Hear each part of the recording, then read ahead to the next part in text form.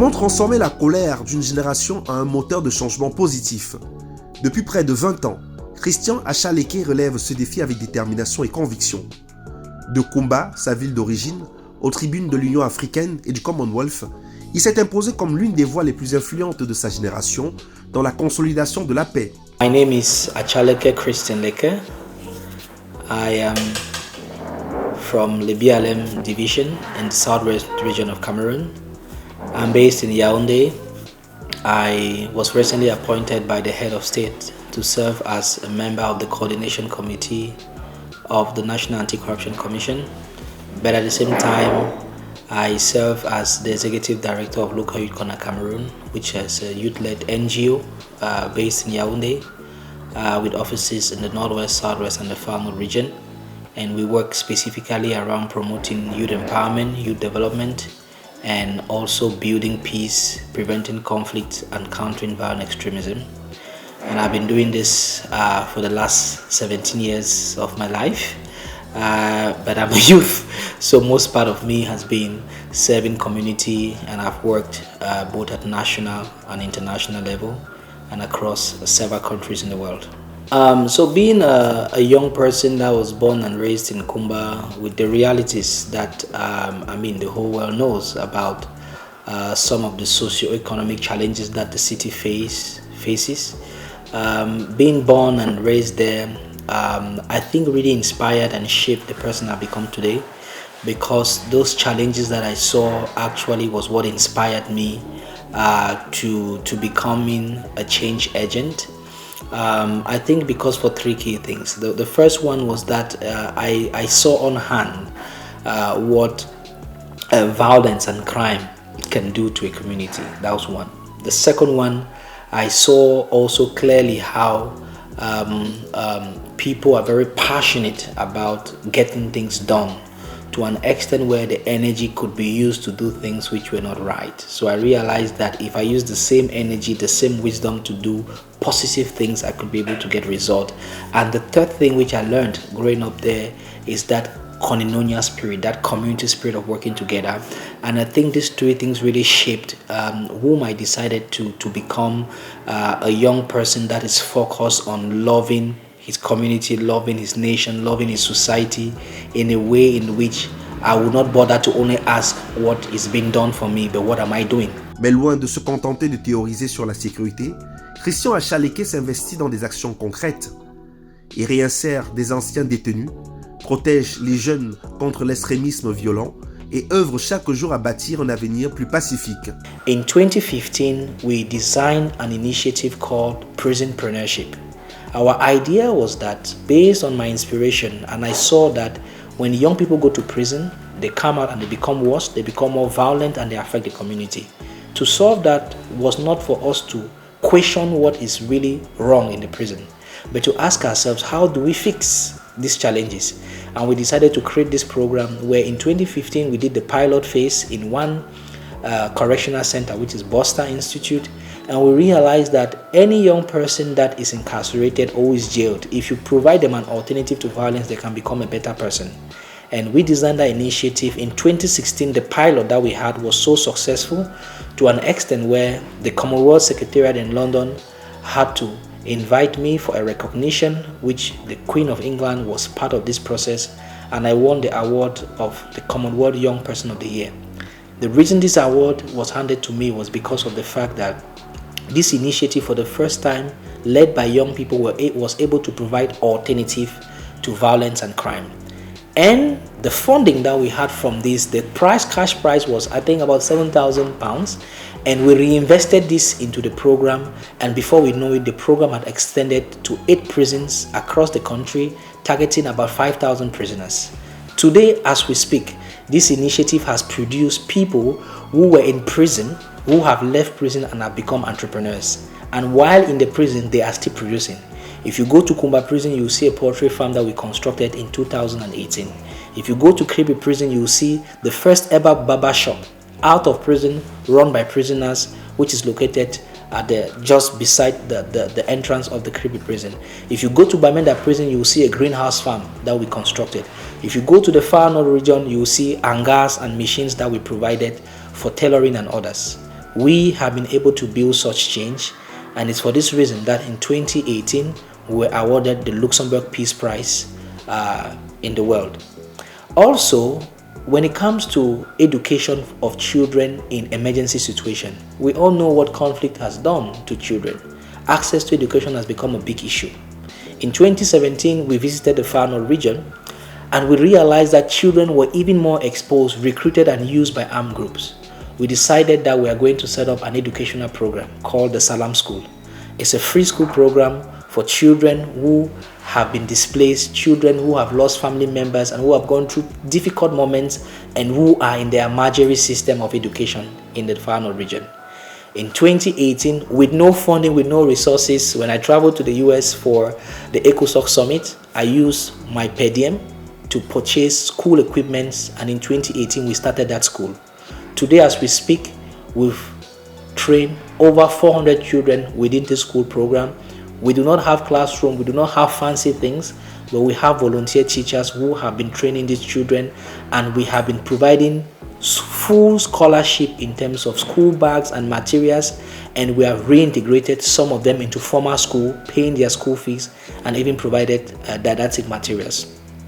Similarly, in the Northwest and the Southwest region, we've continued to ensure that young people see themselves as solution providers, not as troublemakers.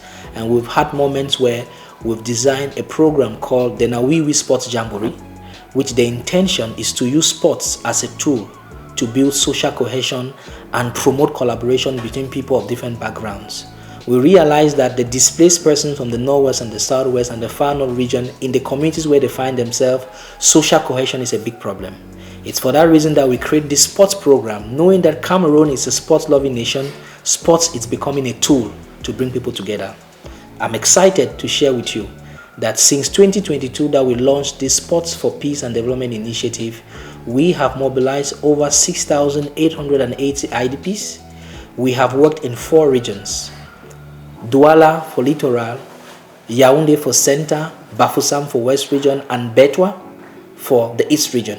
And we are hoping to do the 5th edition, which we are working on where the next location is going to be. But so far we have reached out to over 300,000 people, and through influencers, people from different walks of life, partners, government institutions, we've been able to reach out to over 3 million Cameroonians through different media platforms. These are examples of what impact looks to us. Impact to us is young people leading change.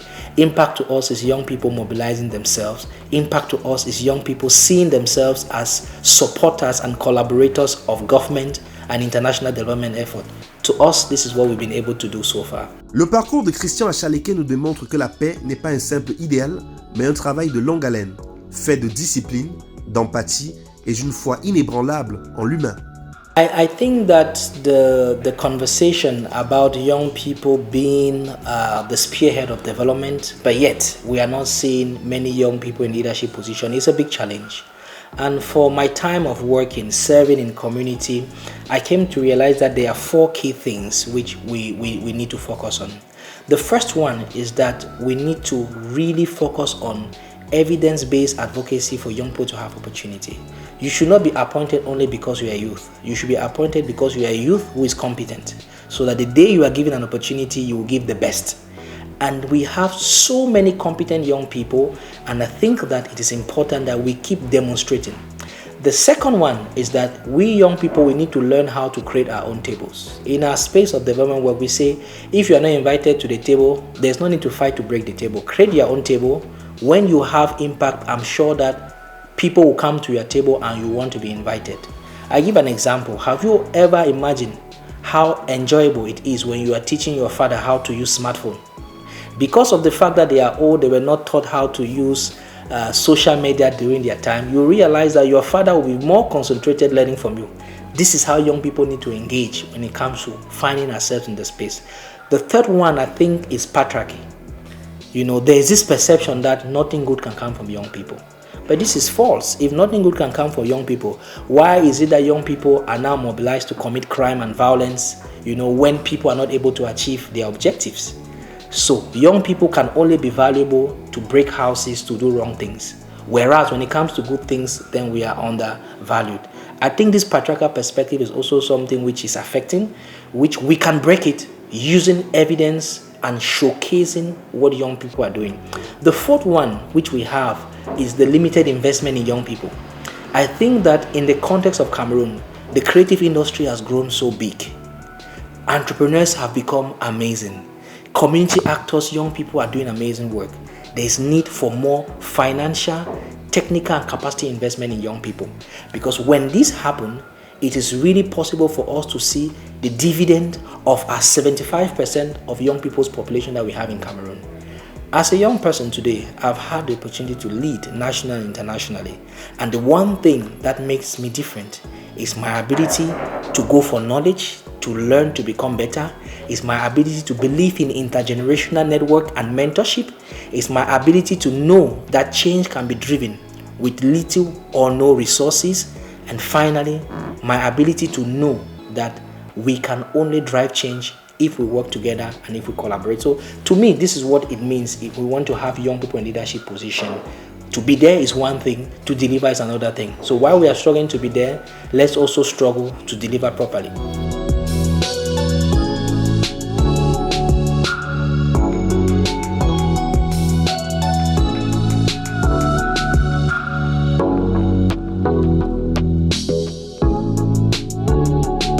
In the line of my work, one of the things which has been very clear is that it's a small group of young people actually who use violence to express themselves. Now, one of the things that I came to realize growing up in a community that I saw crime and violence was that many of the young people who engage in crime and violence, or those who are radicalized, is also because they didn't have an alternative. And that's why most part of my work has been focused on evidence-based support. Meaning, for example, when we realize that young people go to prison and sometimes because of limited rehabilitation and reintegration programs, they come back and they are more violent, we decided to create the Prisonpreneur Project where we gave them skills. When we realized that, for example, in the far north region, children who are out of school or who do not have opportunity to be educated, are more exposed to be radicalized and recruited. That's why we started the Salam School. So our model is speaking to young people about the fact that they can be better than what their perceptions tell them about. But only telling them doesn't solve. Providing them an alternative is very important, and that's why our work focuses on resolving issues around unemployment, issues around poverty, issues around self-esteem, issues around building relationship with family. I give you a good example. In Bamenda prison, we came across a young man called Michael who was incarcerated with 7 counts, matching to about 135 years. For him, his life was over, or for him, it's about to jailbreak. But when we started training him, Michael became an entrepreneur. Today, Michael has been released after 16 years in prison. Michael has opened a shop in Yaoundé, which we provided support for him. And as we speak, Michael is an entrepreneur. He hasn't gone back to violence. This is just the route, transforming a young person who thinks that crime or violence or breaking down things is the best way to solve problems, to understanding that when you have skills that makes you think differently, it can give you an opportunity to feed yourself, feed your family, and feel important in the society. Because at the end of the day, many young people who are radicalized and recruited in armed groups is because they lack hope, it's because they have low self-esteem. And in my journey, working in most of the conflict-affected areas in the world, this is what we've seen that pushes young people, and our work has been to resolve this. À travers ses multiples engagements en tant qu'ambassadeur et chercheur, il nous rappelle que les jeunes ne naissent pas pour détruire, mais qu'ils attendent avant tout qu'on leur donne des outils nécessaires pour construire. Christian Achaleke incarne cette génération de bâtisseurs qui, loin de se laisser submerger par les défis, choisit d'offrir un avenir meilleur à ceux qui, plus que jamais, ont besoin de modèles de paix et de résilience. My message is, we need to mix both online engagement and in-person engagement to be able to solve the problems that we have in our community. We need to see each and everyone as part of the solution, not thinking that we are better than others or we are smarter than others. Collaboration is what we need. I think this is the time in this day of celebrating young people for us to look at our society, our community, identify one problem which is pending, that we can be part of the solution. This is what inspired me, and today I'm excited that I've become the change maker that I used to wish I would become. And today I have many other young people that I've inspired, that I've mentored, that I've learned from, that are changing our society and making it better.